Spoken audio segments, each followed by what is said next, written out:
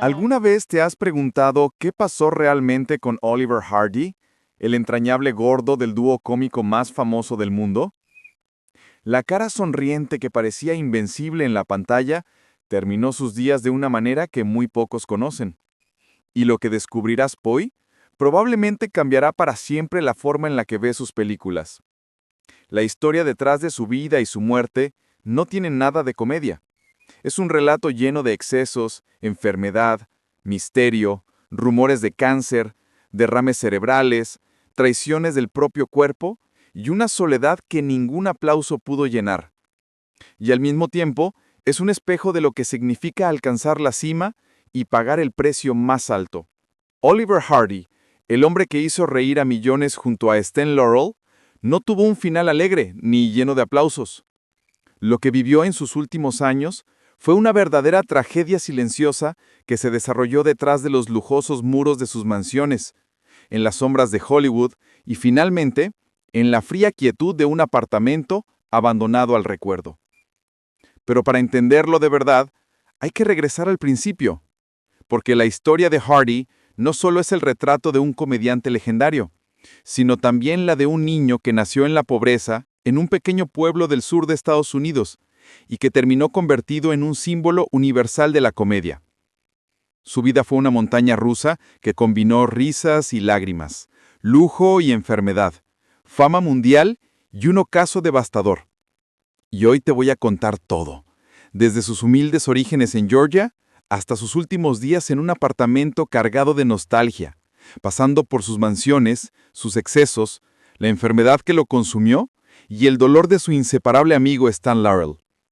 Quédate hasta el final porque cuando conozcas cómo fueron realmente sus últimos momentos, no volverás a ver una de sus películas de la misma manera. Oliver Norville Hardy nació el 18 de enero de 1892 en Harlem, Georgia. Su padre, un veterano de la Guerra Civil, murió apenas unos meses después de que él llegara al mundo. Eso dejó a su madre, Emily Norville Hardy, con la enorme responsabilidad de criarlo sola. Desde pequeño, Oliver tuvo que enfrentarse al vacío que deja crecer sin la figura paterna, pero esa misma ausencia fortaleció el vínculo con su madre. Emily fue no solo madre, sino también su refugio, su guía y su primera admiradora. La infancia de Hardy estuvo marcada por la rebeldía. Nunca fue un buen estudiante. Sus maestros lo veían como un niño inquieto, distraído y poco interesado en lo académico. Pero lo que sí tenía era una enorme capacidad de observación y una voz privilegiada para el canto. En lugar de aprender en los libros, Oliver aprendía mirando a la gente. Su madre, que dirigía una casa de huéspedes cerca de una estación de tren, le dio sin darse cuenta el mejor escenario de aprendizaje. Allí, cada viajero, cada comerciante, cada forastero era un personaje que el joven Hardy podía estudiar. En esos años empezó a imitar voces, gestos y formas de caminar. Descubrió que podía hacer reír a los demás con solo exagerar un movimiento o poner una cara. Mientras otros chicos de su edad estaban atrapados en las lecciones de matemáticas, él estaba perfeccionando la habilidad que más adelante lo convertiría en leyenda: transformar lo cotidiano en comedia. Su madre, consciente del talento de su hijo, lo apoyó en su pasión por la música y la actuación. Hardy desarrolló una voz de barítono poderosa, que más tarde le abrió las puertas al vodevil y al cine. Pero todavía faltaban años. En la adolescencia, su físico ya llamaba la atención. Era grande, corpulento, y aunque eso le generaba burlas, él aprendió a darle la vuelta. Ese mismo cuerpo que parecía una desventaja, se transformó en una herramienta para la comedia física. Para 1910, con 18 años, Hardy ya soñaba con algo más grande que la vida en un pequeño pueblo del sur de Estados Unidos. Su destino estaba marcado: el espectáculo. Se inició en el teatro local, en los Nickelodeons, esos cines baratos donde la gente pagaba 5 centavos por ver películas mudas. Fue allí donde Oliver comenzó a sentir que su lugar estaba en la pantalla. En los siguientes años, Hardy participó en cortos cómicos, a menudo en papeles secundarios. Pero su tamaño, sus expresiones faciales y su naturalidad frente a la cámara lo hicieron destacar rápidamente. En 1914 ya estaba trabajando regularmente en el cine mudo y poco a poco se fue ganando un lugar en la industria. El verdadero giro de su vida llegaría en los años 20, cuando conoció a Sten Laurel. La química entre ellos fue instantánea. Sten, delgado, nervioso y con una expresión siempre confundida, era el complemento perfecto para Hardy, que transmitía autoridad y calma, pero siempre terminaba envuelto en torpezas. Juntos crearon una de las parejas más queridas y exitosas en la historia del cine, Laurel y Hardy, o como muchos los conocieron, el gordo y el flaco. Sus películas eran simples, pero geniales. Situaciones absurdas, enredos cotidianos, humor físico impecable y una sincronización perfecta. Laurel y Hardy hicieron reír a millones de generaciones enteras.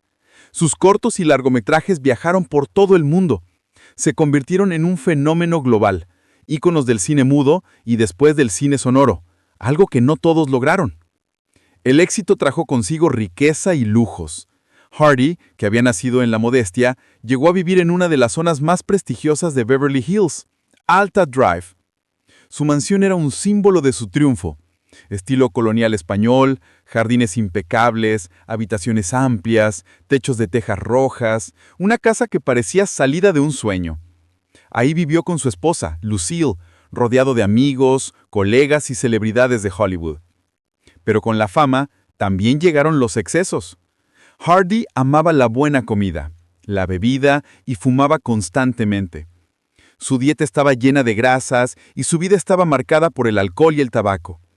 Durante años eso no pareció afectarle demasiado. Seguía siendo el mismo gordo que hacía reír a todos. Pero el cuerpo siempre pasa factura. En 1954, Hardy sufrió un infarto. Fue el primer aviso serio de que algo estaba muy mal. Tenía 64 años y de pronto la muerte dejó de ser una idea lejana para convertirse en una presencia real. Hardy se vio obligado a cambiar. Empezó una estricta dieta y bajó más de 150 libras en menos de meses. Pasó de ser el hombre corpulento que todos conocían a una figura frágil, casi irreconocible. Los rumores en Hollywood no tardaron en aparecer. Algunos decían que tenía cáncer, aunque nunca hubo un diagnóstico oficial confirmado. Lo cierto es que su drástica pérdida de peso sorprendió a todos. El público que lo había amado como el simpático gordo apenas podía reconocerlo. Era como si, junto con el peso, se le hubieran escapado también la vitalidad y la fuerza que lo habían acompañado toda la vida. En septiembre de 1956, sufrió un derrame cerebral masivo. Este fue el golpe más cruel. Hardy quedó postrado, sin poder hablar ni moverse con normalidad. El hombre que había hecho del gesto y la expresión corporal un arte, perdió justamente eso, su capacidad de comunicarse. Durante meses quedó atrapado en su propio cuerpo, dependiente de los cuidados de su esposa Lucille. Su inseparable amigo, Stan Laurel, estaba devastado. Laurel había sido su amigo, su hermano, su otro yo. El dolor de verlo en ese estado fue insoportable. En cartas que escribió a amigos cercanos, dejó entrever que Hardy sufría algo más grave, posiblemente cáncer. Pero más allá de la enfermedad exacta, lo que dolía era verlo apagarse. En 1957, Hardy sufrió 2 derrames más.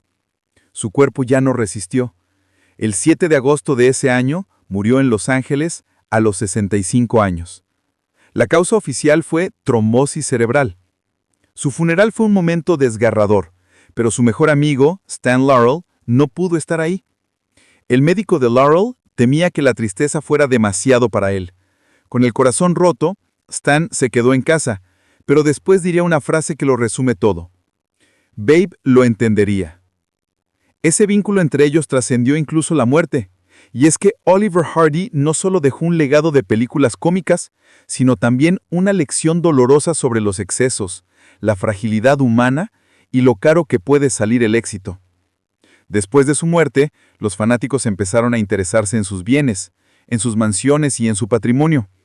Hardy había pasado de vivir en la pobreza de un pequeño pueblo de Georgia a tener lujosas propiedades en Beverly Hills y Sherman Oaks.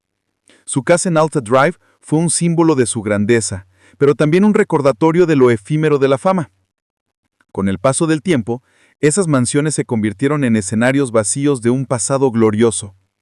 Pero a Oliver Hardy no solo se le recuerda por sus propiedades, sino también por el departamento en la antigua estación de tren en la que vivió, conocido como el departamento de Stan Laurel. Este lugar también es un símbolo no solo de sus múltiples posesiones, sino también de su amistad inquebrantable con el otro miembro de su pareja. Con tiempo, el edificio fue restaurado y hoy se mantiene como un monumento a los inicios de Hollywood. Pero para los que conocen la historia, el hecho de que Hardy pasara allí sus últimos días es un recordatorio conmovedor de que incluso las estrellas más brillantes terminan enfrentando su propio final.